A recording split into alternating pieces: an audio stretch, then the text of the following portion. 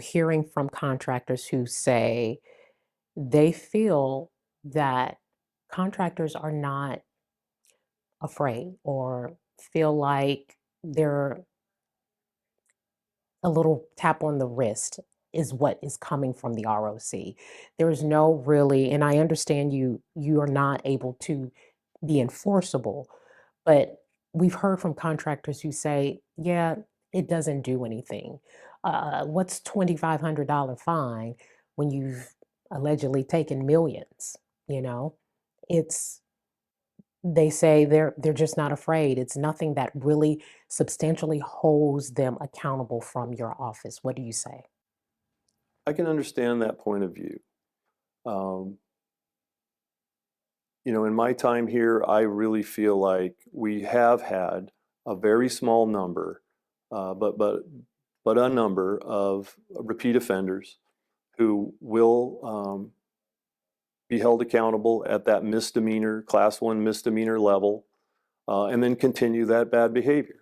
Um, if I had a recommendation to lawmakers, I think I might recommend that we have an escalating penalty scenario where someone that is found to have violated the law in the same way multiple times ultimately is guilty of a felony. But that's outside of my purview as director.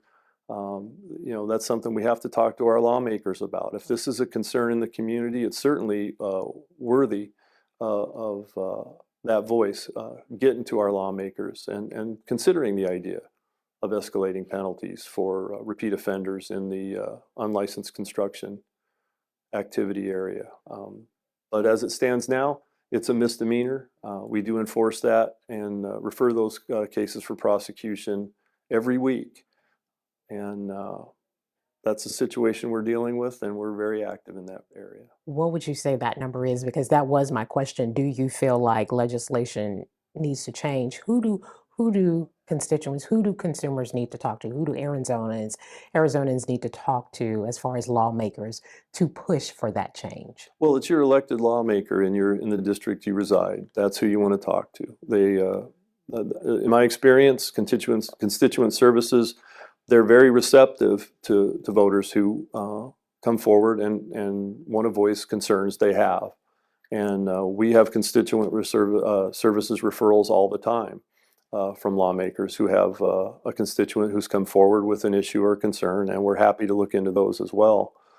But yeah, talk to your elected state senator, talk to your elected state representatives from your district about your concerns, and I think those voices will be heard. I kind of wanted to really touch really quick on the recovery fund because there was another situation where we've heard from consumers in situations where they are commercial business owners, small business owners who have also been wronged by bad contractors.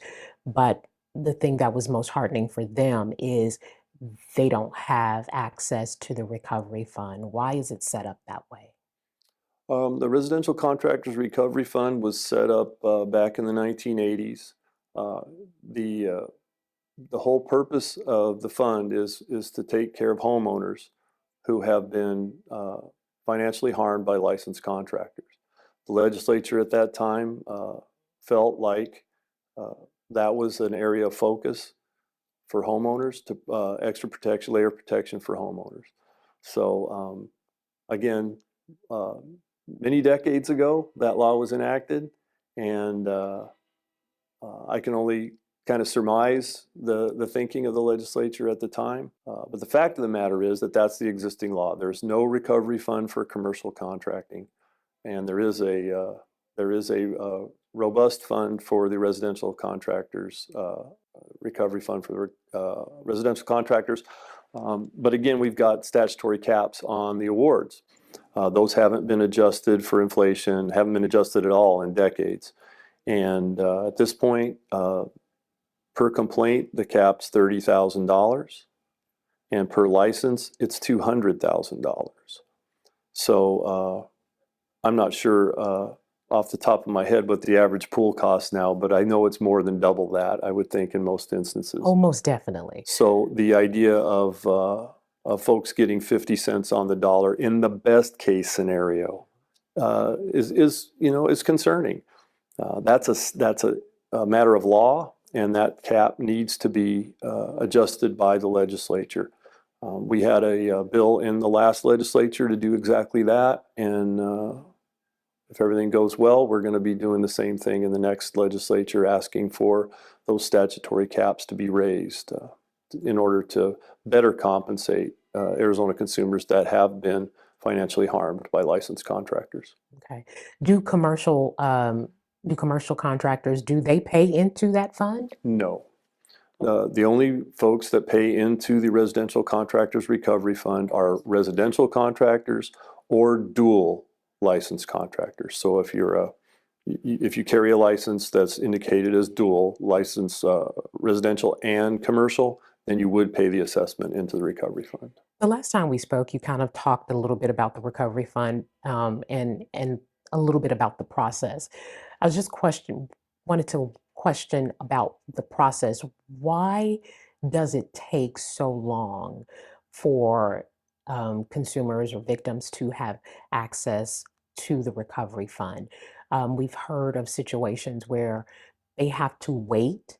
They want to move on and get their home done or get this big hole out of their backyard. But in order to even get anything from the recovery fund, they have to wait until the investigation is complete. Is that correct? So a few things there. In order to qualify to apply for an award from the recovery fund, you have to have a sustained ruling against the contractor that you contract with. So there has to be an investigation, and your allegations have to be upheld and sustained in the process. So that takes a little time for the investigation, and then it takes a little time for the appeal process. So there's a matter of weeks there. Once it's determined that you have a sustained allegation ruling against a licensed residential contractor, then you qualify for to apply for an award. Once you put in that application, there's steps that you need to take as a consumer. You need to get multiple bids from other licensed contractors on making your project whole, bringing that project up to where the standard that you originally contracted for. So that takes a little time for the consumer to get multiple bids, and then we check the validation, make sure those are valid bids.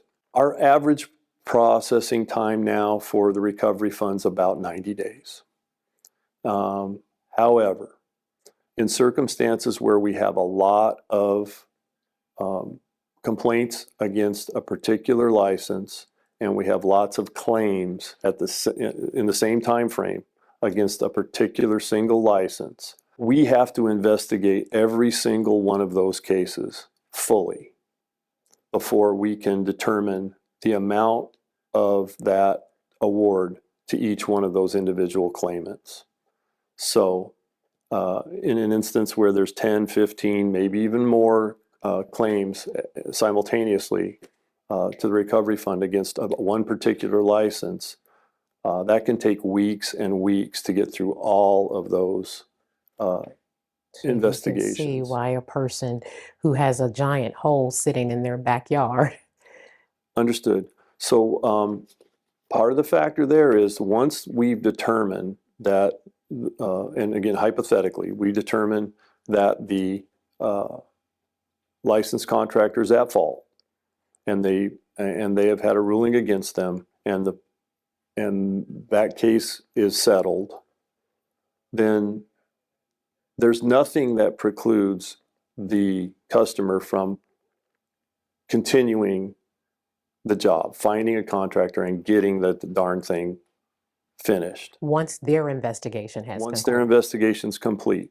Now they're going to go forward with that investigative findings, and they have to keep really good records and take really good pictures and have good documentation. But it's possible once your investigation is finished and there's a ruling in your favor and you're applying for the recovery fund, while you're going through that process, to go ahead and contract with someone to finish your job.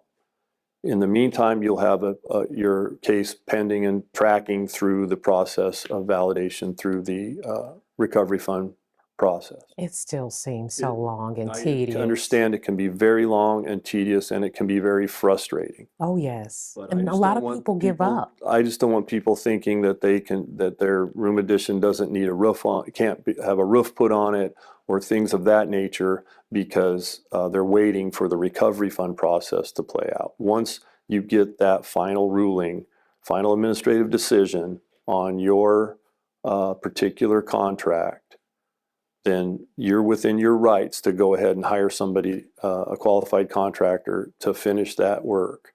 And your case with the recovery fund will track and in that pending case, ultimately, if all your ducks are in a row, you'll get your award. But you don't have to wait to finish the project on that award, if that makes sense. Oh, yeah, you don't have to wait until the investigation. You have to wait until the investigation is complete. You have to wait till the investigation's complete. Now that's key. But you don't have to wait for the recovery fund process to play all the way out to finish your project. Okay. So there's the distinction there between the ROC investigation, that final administrative decision on that investigation. Then you put in for the recovery fund. But once you have that final administrative decision in your favor, then typically you're within your rights to go ahead and hire somebody to finish the contract. And in that way, you're not modifying the job because the investigation's complete. Okay, so even if the investigation is complete, but there will not be any award given until the entire investigation is complete with all of the complaints. Is that, if I'm understanding correctly? If there are multiple complainants against that same license, that can very well be the fact. Now, if you're the only one at this particular time complaining against that license, the only one with award, that will track relatively quickly. Why is it that way? Because again, you've got families who have lost already financially, waiting for some type of financial assistance to get. Why does it take so long? The statutory caps is what comes into play. So if I've got 10 complaints against a single license, and they're all for $50,000, that's well over the $200,000 statutory cap for that one license.